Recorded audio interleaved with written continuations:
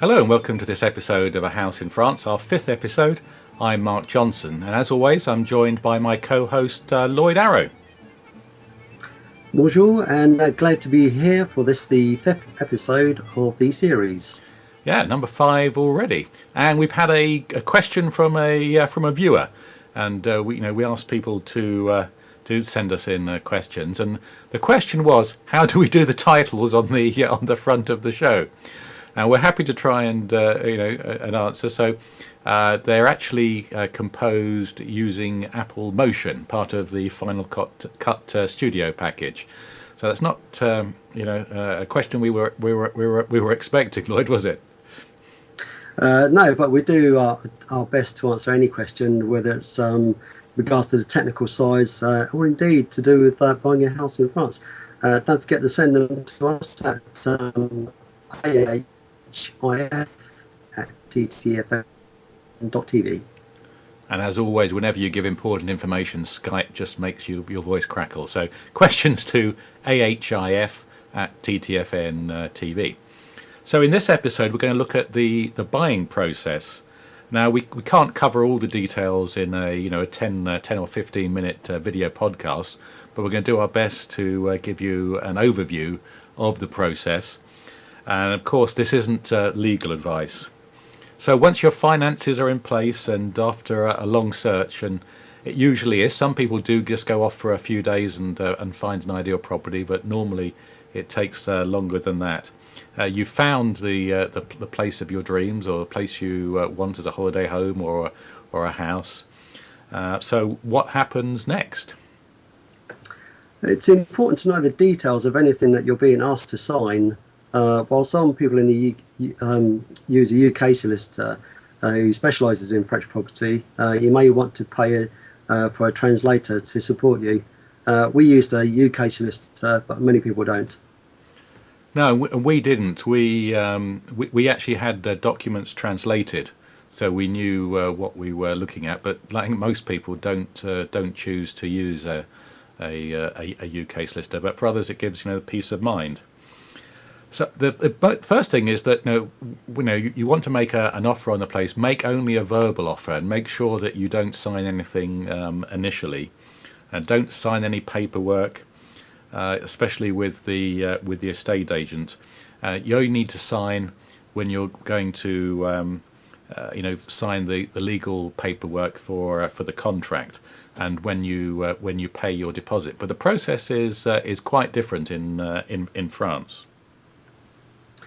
Yeah, strictly speaking, if you make an offer to a seller to buy their property, even a verbal offer, and the seller accepts, this is a contractual commitment. In France, there is no such thing as in a sale as a subject to contract as we have here in the UK. This is generally good for both sides. It prevents people pulling out at the last minute. But you must understand that you are committed very quickly within this process. Yeah, I think it has some advantages and some disadvantages. Now, as you're going through the legal bits and pieces, most a lot of transactions are done just with one notaire. Now, you can appoint or ask for your own notaire, and therefore you have two notaires, and that means that your own notaire is acting for you and only for you, and that's really useful if you want to ask questions about, well, do you think I'm paying too much for this property in this area, because they'll have a good idea of property prices in the area, or if you want any clauses, etc., put into the contract. It's a very good thing to use your own notaire, and you're not going to pay more if you use your own notaire. There are fixed notaires fees in France, and if there are two notaires on the sale, then that fee is split between the two notaires. So it's not necessarily going to cost you any more. And so if you're unsure about it, you can always ask your own notaire for advice on any of the items, and then you've got one person looking after your own interests. Yeah, one of the other main safeguards is that with French law, it grants the buyer a 7-day cooling off period following confirmation of acceptance from the seller, during which you can withdraw from the contract without any penalty.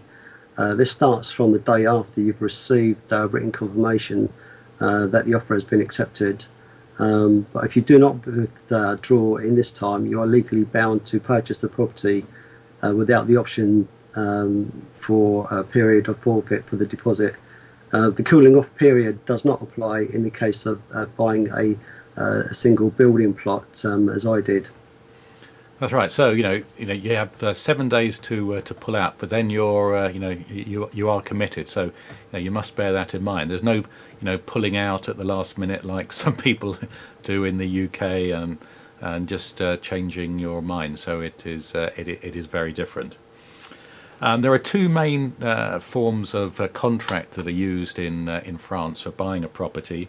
There's the promesse de vente and the compromise de vente. It is really there's not a lot of difference between them, but it's the compromise that is generally being used the most because it has very clear contractual obligations on both sides.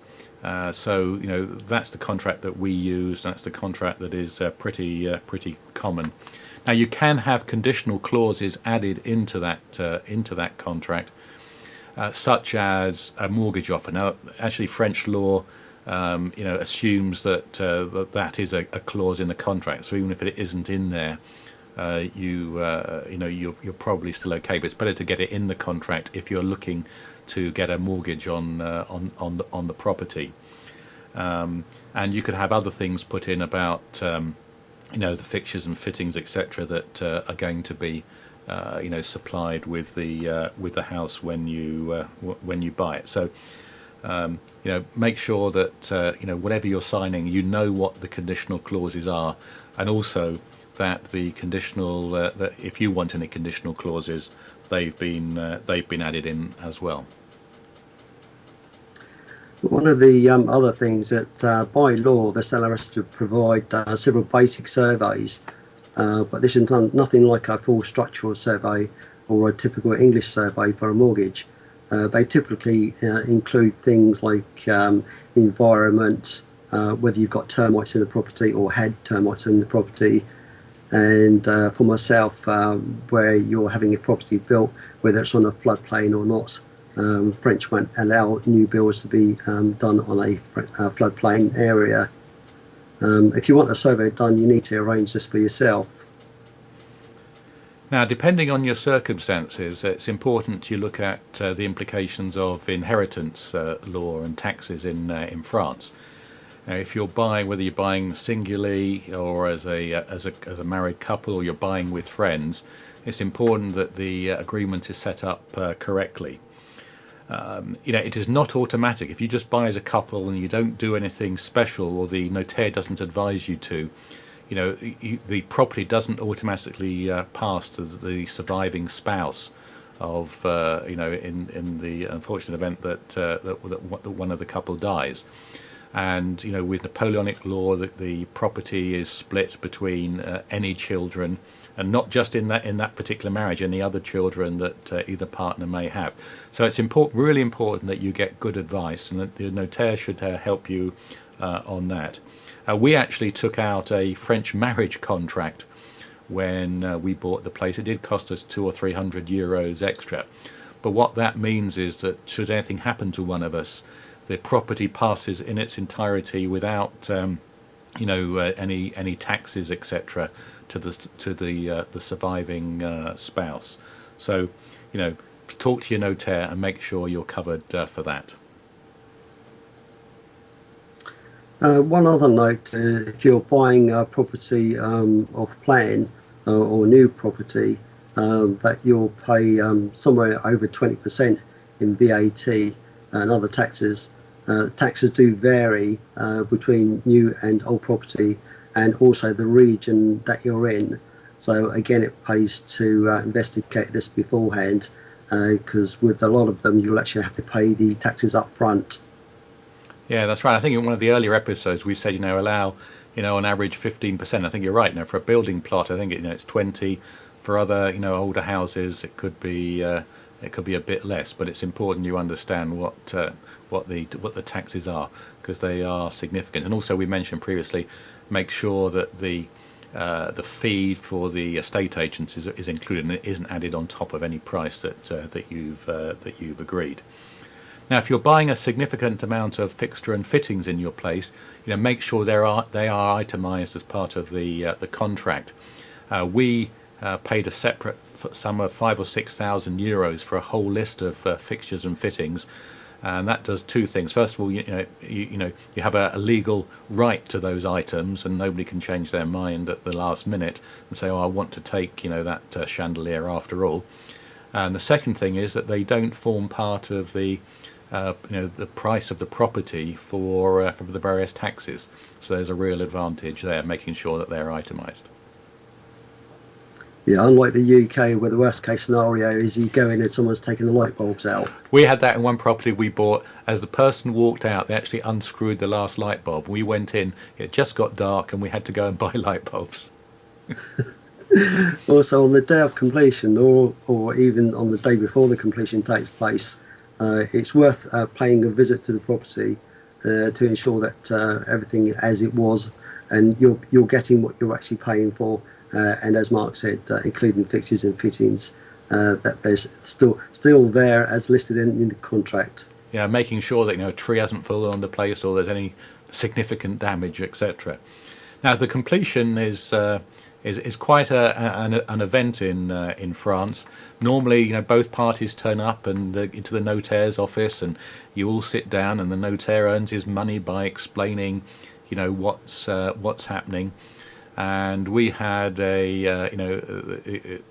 ceremonial handover of keys, which was taken from the sellers to the notaire, and then the notaire handed them to us and shook our hands, and it was all quite a good event, much better than in the UK, where the solicitor just phones you up and says it's done. So that is a great day, and we enjoyed it, and I hope that. If you do your research and make sure that everything is covered around inheritance tax, etc., that it'll be a great day for you as well. Right, so moving on now, we normally talk about a couple of websites, and we're going to do that now. So Lloyd, you were going to talk about one first of all, right?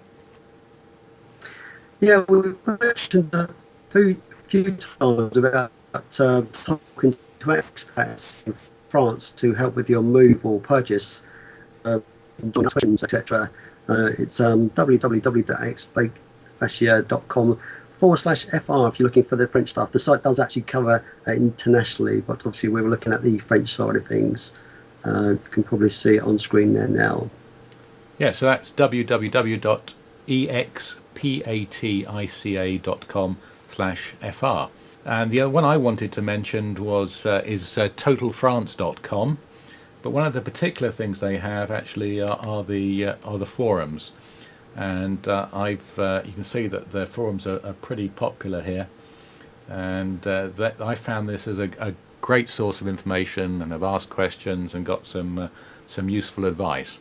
So www.totalfrance.com. Now, our tips for this episode then are, as always, the number one tip is do your research, use the internet, make sure you know what you're signing when it comes to legal documentation. Speaking of legals again, you are legally required to insure your house. Whether you rent or own, you must have a policy in hand before moving in, or all insurance policies in France are comprehensive. So they cover all the usual damage to home contents, fire, water damage, etc., theft and vandalism. Well, that's it for this episode, and thanks for watching. We hope you will join us again for another episode of A House in France. Yep, goodbye.